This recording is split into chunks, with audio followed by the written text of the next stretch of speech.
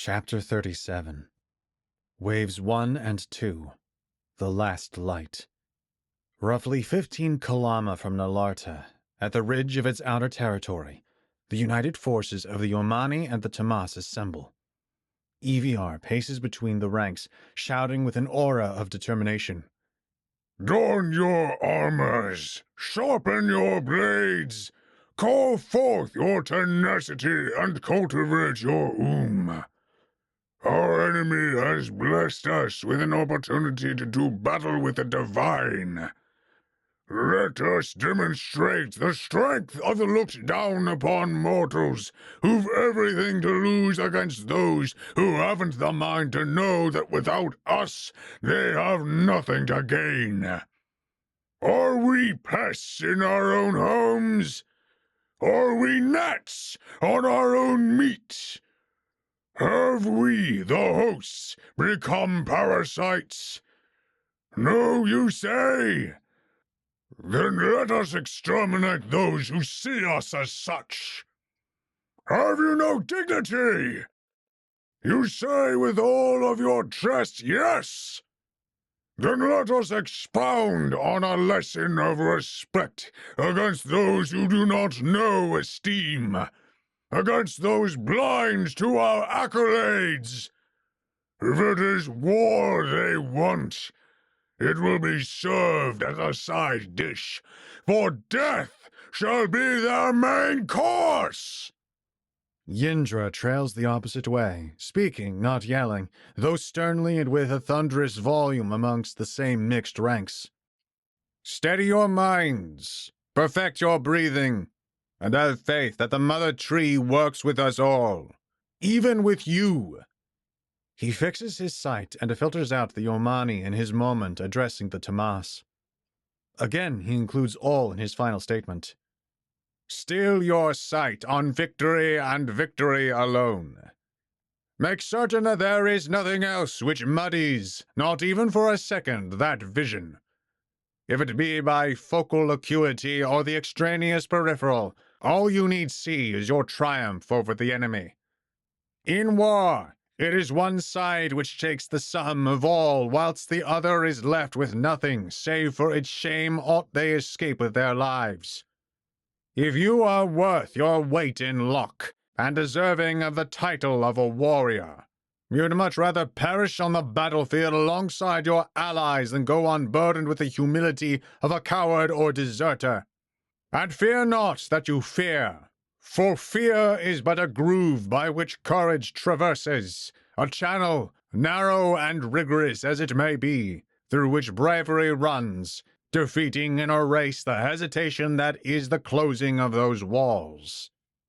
See to it that you burst from this shutting canyon before it clamps down upon your will. Half of the battle is won the moment you clear it. And here, once on the other side, here, I say, are the proving grounds of skill. Do it for honor! The army repeats. Honor! Do it for glory! They echo glory. Do it for the love of life! Life! The ranks are lined in rigid rows of 50 individuals each, with there being as many as 300 rows.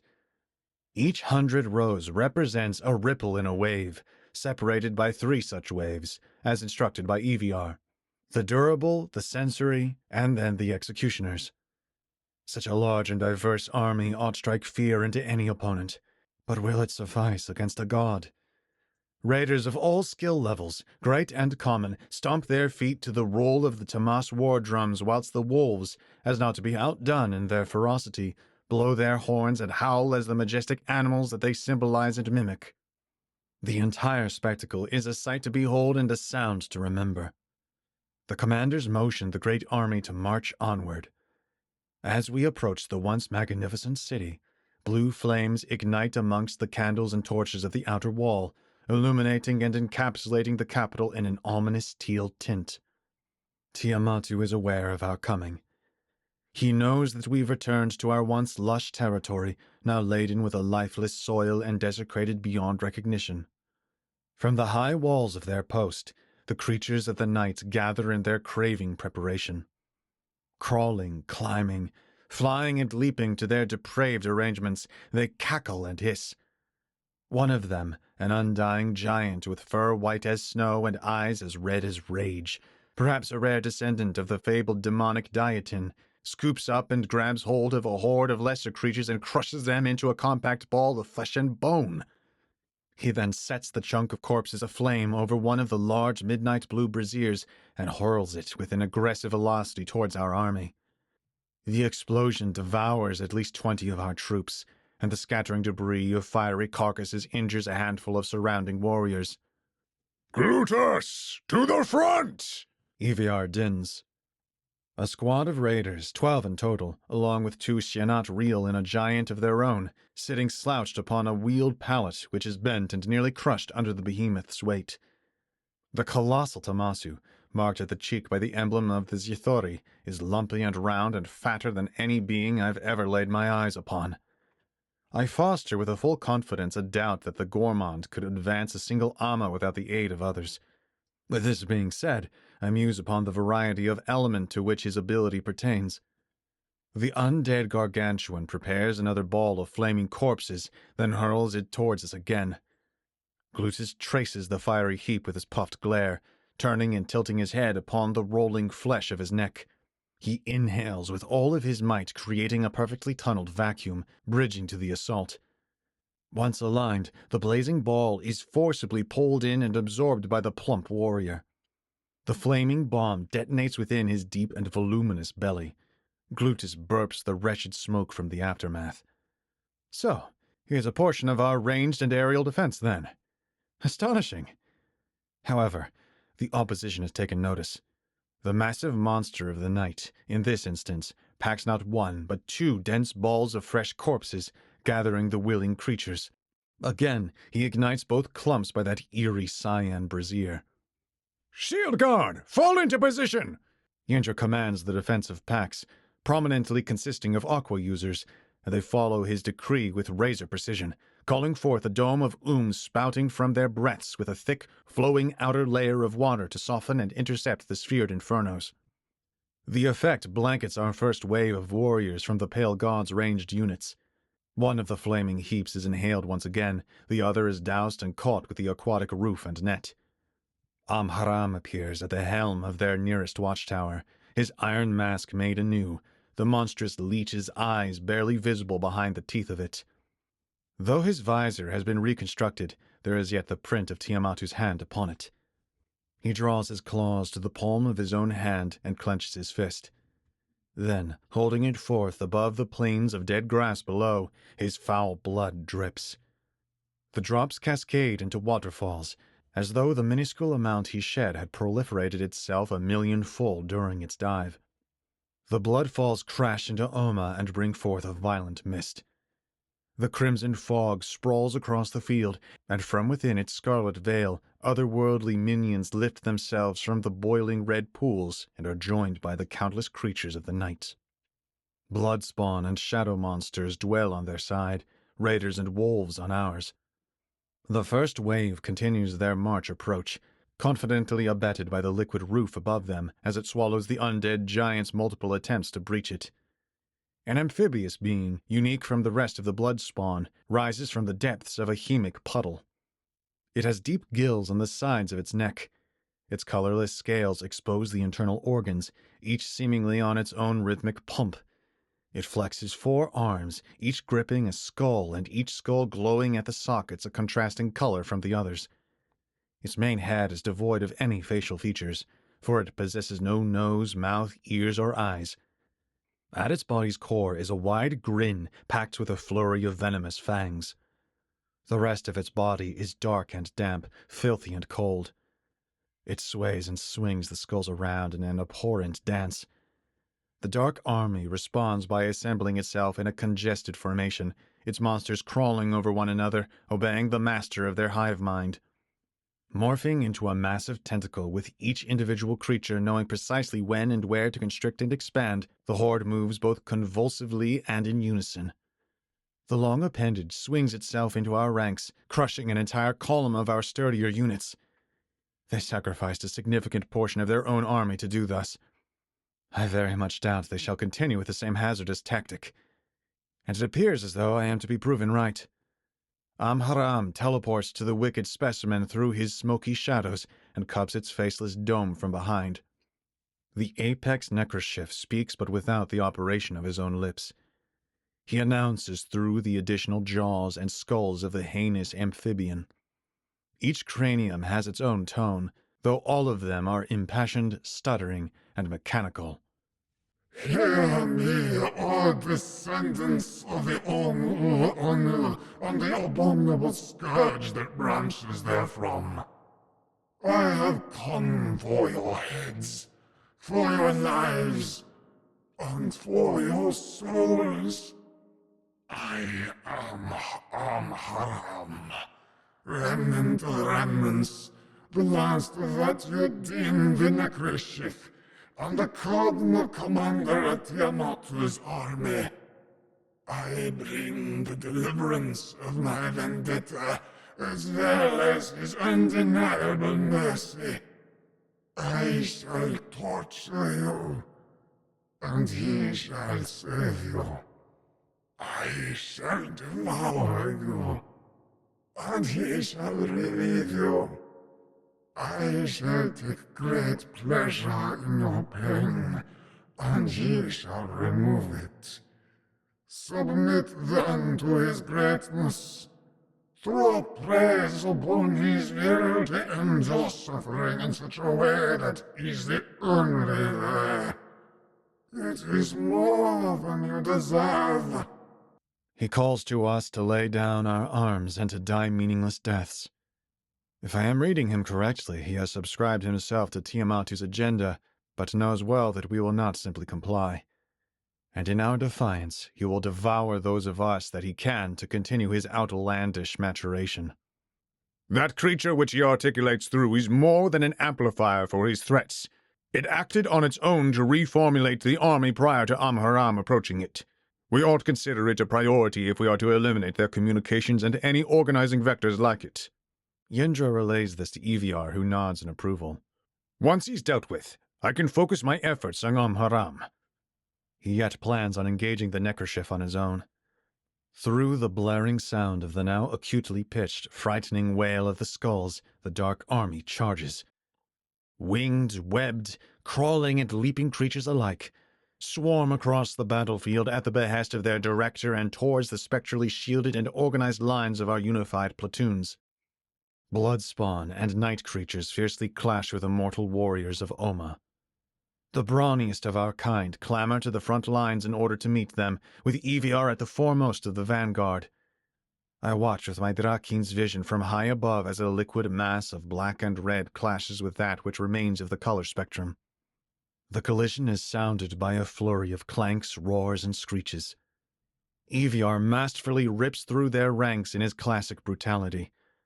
Amongst those fighting alongside him, a portion succumb to the nightly brutes as they sink their fangs and claws into their flesh, whilst others, more capable, are finding success in defeating multiple enemies. The latter is as it ought to be if we are to win, being that we are outnumbered by at least 5 to 1. Heads are clobbered, ribs crushed, organs stabbed, necks twisted, chests collapsed, limbs torn, eyes gouged, shoulders mangled, and jaws broken. War is a terrifying thing. Some of the more cunning night creatures, those of the shape-shifting Karagans, take on the form of our Tamas and Omani units, detrimentally confusing our ranks. A minor quantity of their army has proven incredibly more formidable and intelligent than their ilk. The battle has been fought predominantly in terms of melee up until this point. The second wave is advancing toward the fray with sensory types, assassins, and archers. 6 packs of wolves distance themselves from one another at heightened elevations, crafted by the works of other wolves raising pillars of mud for each. The half-dozen squadrons lay out scrolls of commands, linking to one another by a grafting light. A hue of green illuminates the texts, as well as the bridge connecting the heightened scrolls, and they initiate their command in unison. Command! Sky's glimpse! A faint malachite light shines upon the battlefield and outlines those creatures who dare mimic our species in appearance. they can no longer hide amidst the bewilderment. The assassin raiders slip into the ground, shadows, and out of sight. The assassin wolves fade into a colorless invisibility. One by one, the highlighted imitators are placidly and uniformly executed. Atop the backs of their shelled flutora, raiders soar above the undead giants, dropping stone after heavy stone upon the decedent of Dietin, crushing first his shoulder, then breaking the behemoth's neck.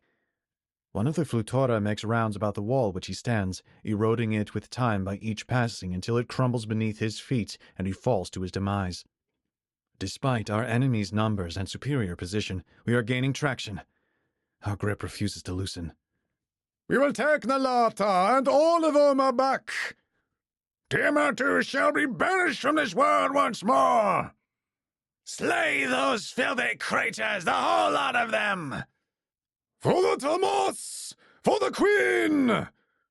For the Omani! For the King! The sentiment from the warriors, both Tomas and Omani, is filled with rage and triumph. It seems as though the wolves who have witnessed Tiamatu with their own eyes are either forgetting the encounter or lying to themselves to grab hold of their once fleeting confidence as they near the walls. The morale is necessary, regardless of its authenticity. The individual may not be convinced of himself in moments of war, but if the others can remain passionate, then courage will spread as a rapid and welcome contagion. "You're either infected with bravery or cursed by it," Yendra once told me. I now understand what was meant by this. Nobody is blessed with this attribute.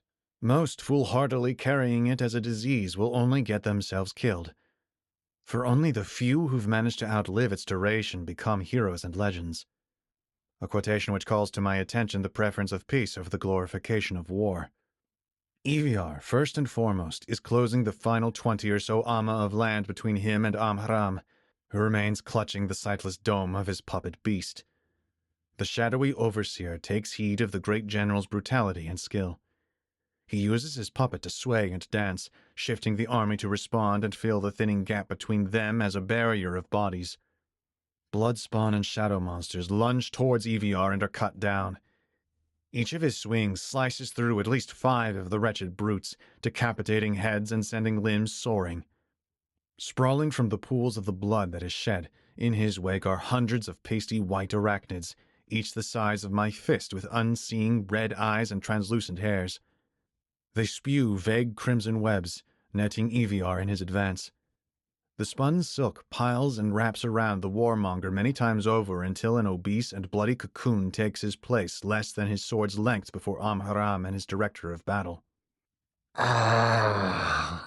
My first meal of the day is going to be a rather dense one.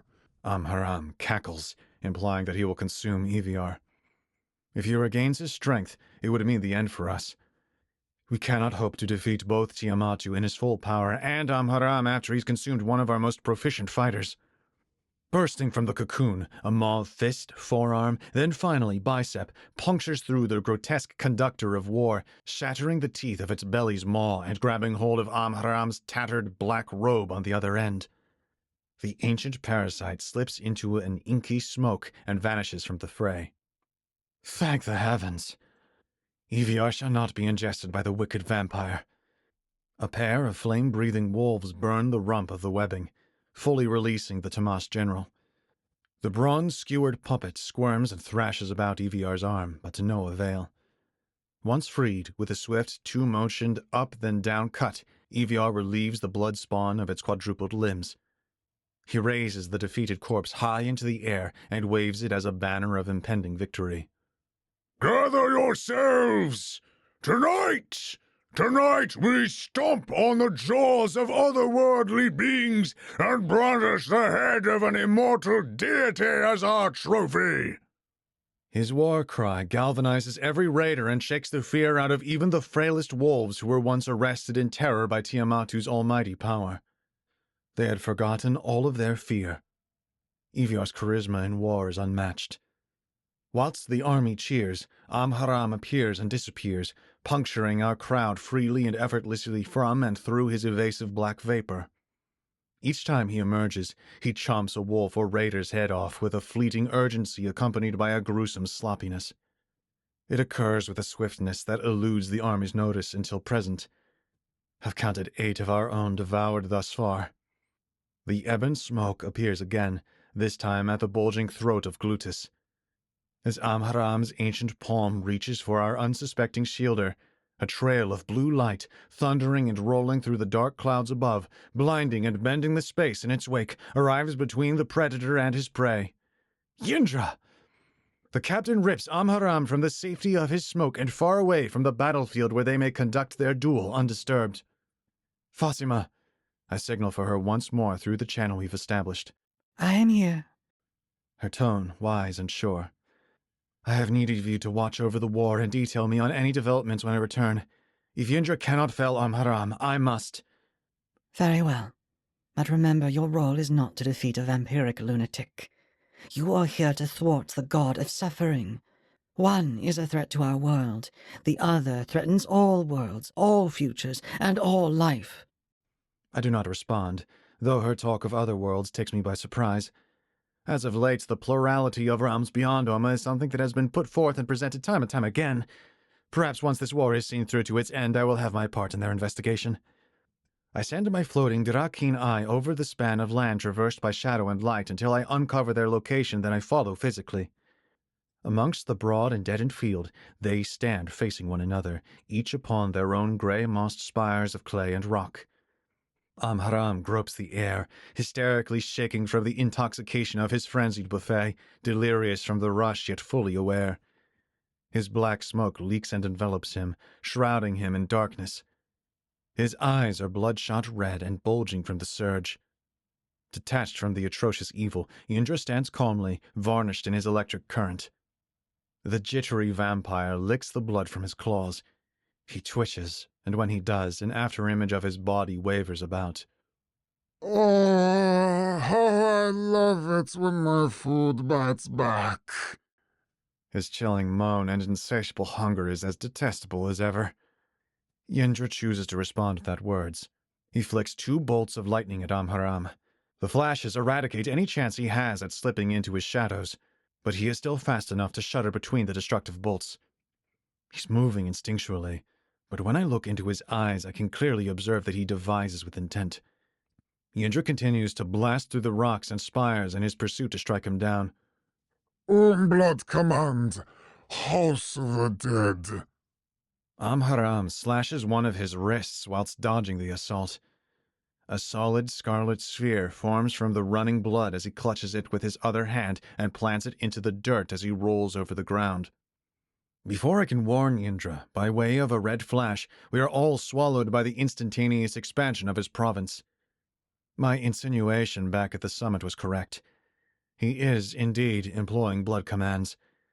He only chose to speak this one, albeit for reasons unbeknownst to me.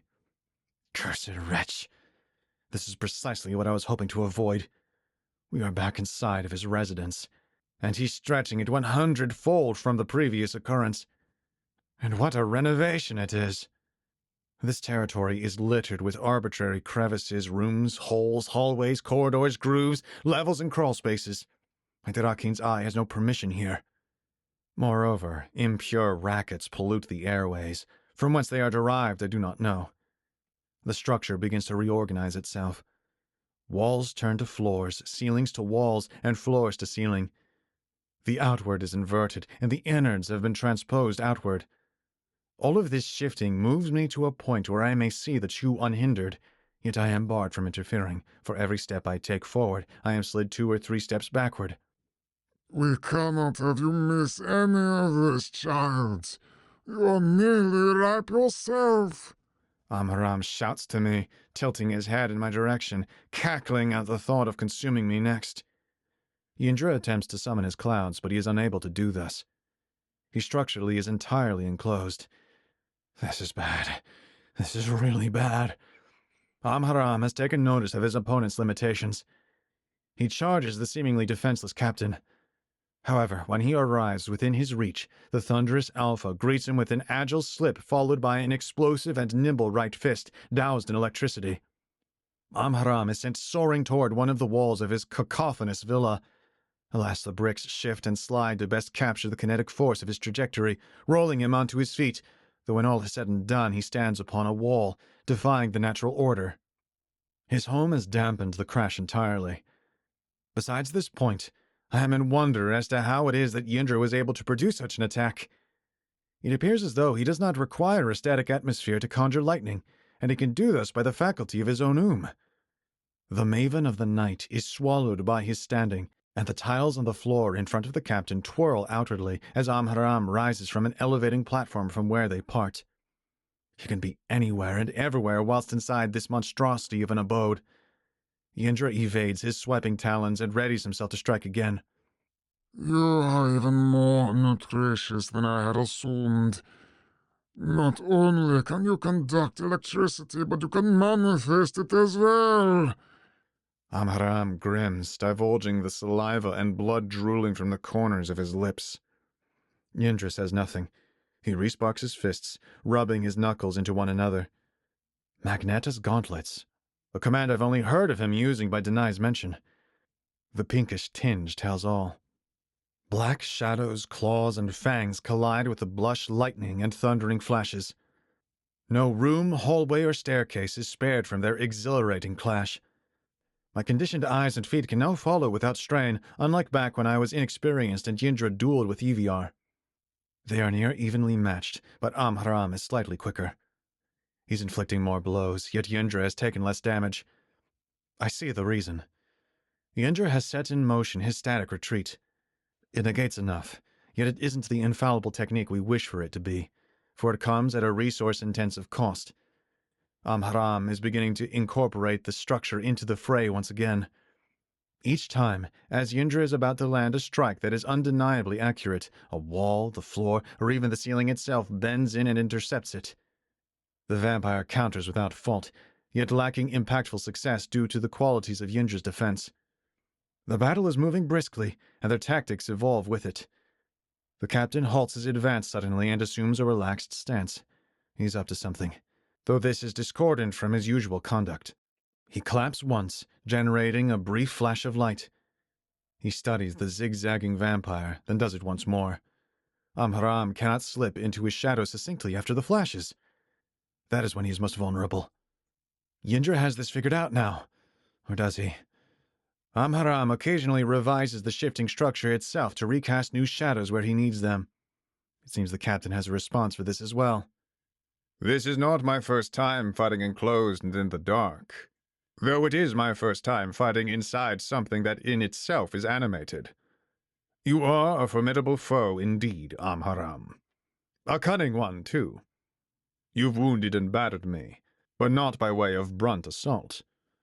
No, that sort of force was mitigated. Your claws, they are poisonous, are they not? Yindra's arms drop and hang loose. No, I had no indication of this. I could not warn him. He looks over to me. I cannot put an emotion to his countenance. I know exactly what he desires of me, though. He wishes for me to stay put. A wordless order. He smiles at me, then redirects his attention to the perpetrator. The guffaw of the heinous necrochef fills this altering palace of deceit. Oh, my poor prey. Took long enough. You see, my weapons are with me wheresoever I may go. You, on the other hand, are mere powerless without the open sky at your disposal. Amharam caustically whimpers in an act to ridicule the captain, masquerading as though he were poisoning himself, grabbing hold of his throat and feigning that he is choking and withering. Such vile humor is only suitable for those who have not a shred of empathy or respect for battle. You may be right, monster. However, my clouds always heed when I call, and come they shall. Yindra says under his breath with his chin to his chest. What was that? Amharam ceases his play-acting and tilts his head in confusion. Thoom! Lightning crashes overhead, trembling but not penetrating the structure. Thoom! Again, the ceiling cracks. Amharam decides then and there that it would be best to finish the paralyzed captain and off his head. As he zones in, Yindra speaks his final command thrice more. Thum! Thum! Thum! He bellows the final thum as though his vocals were forged by the thunder itself. Within the last of opportune seconds, 3 furious bolts blast through the fruitlessly forbidding dwelling, consuming both the captain and the attacking Amharam in a blinding demonstration. Each strike hammered through as though a singular twisting maelstrom of lightning. Tell, please, O master of this reality, that my eyes deceive me. No matter how I may wish it, what is, simply is. They've both been incinerated. He, Yendra, did not mark Amharam as he did Evior back then. Rather, he marked himself, not without Magnetta's spear, but with the gauntlets in its stead. He must have gauged his opponent meticulously during the war, taking measurements of his speed and savagery when he zipped through our forces, and studied his in detail when he spoke through his puppet. He must have done all of this and come to the conclusion that his duel with the unhallowed creature would make for a quest of self-immolation, but one he could settle in a lethal stalemate. The structure around me collapses into a massive cloud of dust and fades into the howling wind. All that remains is a serrated gash that burrows many kilama into Oma, a footprint and ode of remembrance for the slender giant, who was not so by size, but rather by his sheer power. Yendra truly was a titan. His looming nimbus cries for him tears of rain. May whosoever it is that rules this realm take you, and may we forever sing your song for all to remember. I shall never forget you.